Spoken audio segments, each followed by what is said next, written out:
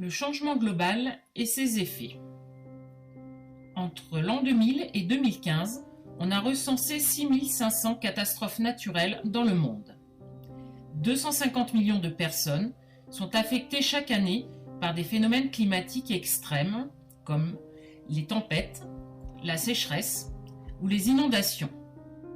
Par ailleurs, leur intensité a augmenté. Ceci est la conséquence du changement global.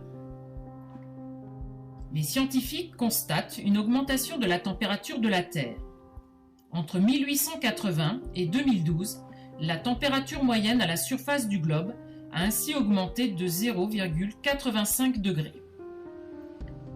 Les experts considèrent que ce réchauffement climatique est dû à l'accumulation dans l'atmosphère des gaz à effet de serre d'origine humaine. Si rien n'est fait, les températures devraient progresser en moyenne de 4 degrés d'ici 2100. Ces gaz à effet de serre existaient avant l'apparition de l'homme sur Terre, mais depuis le 19e siècle, leur concentration a été modifiée par les activités humaines comme la déforestation, l'industrialisation, le développement de l'urbanisation ou la circulation automobile. Le changement global est mondial, même si certaines conséquences semblent limitées géographiquement. Les effets du réchauffement climatique sont déjà visibles.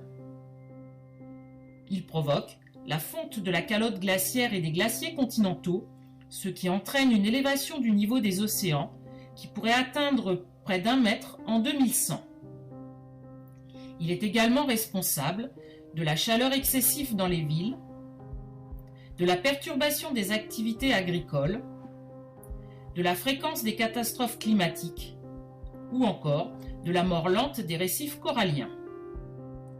Les principaux pays responsables du changement global sont les pays développés et les pays émergents. Ce sont eux qui émettent le plus de gaz à effet de serre. Les pays pauvres polluent peu.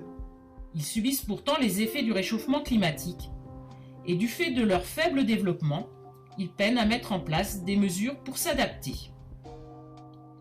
Face à ces effets du climat, de nombreuses personnes dans le monde doivent migrer. En 2014, une personne par seconde a déménagé pour des raisons climatiques. Cela représente 19 300 000 réfugiés climatiques par an.